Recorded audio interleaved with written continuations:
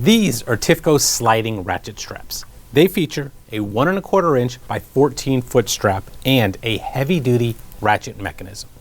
But the really unique feature is that the entire ratchet mechanism slides. This means you can move the ratchet wherever you need it. You can shift the location of the ratchet so that it won't be on a corner or a hard-to-reach area or somewhere that it could scratch a delicate surface. You can just move it to a more convenient location.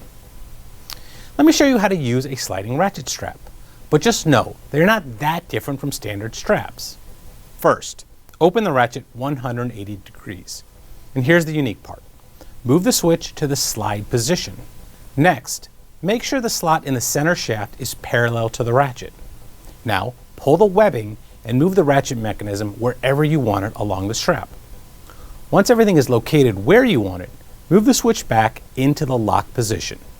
Attach the hooks to your anchor points and then grab the webbing between the latch and center shaft and pull to take up the slack.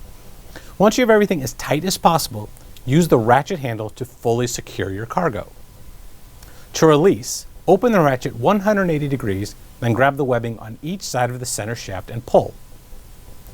There are two other useful features to this sliding ratchet strap. First, there are these cap locks, which help keep the hooks on your anchor point while you are tightening the strap.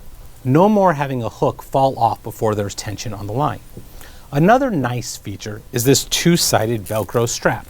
With it, you can bundle and tie up the excess webbing while the strap is in use, and to keep the tail of the webbing from flapping in the wind and getting damaged.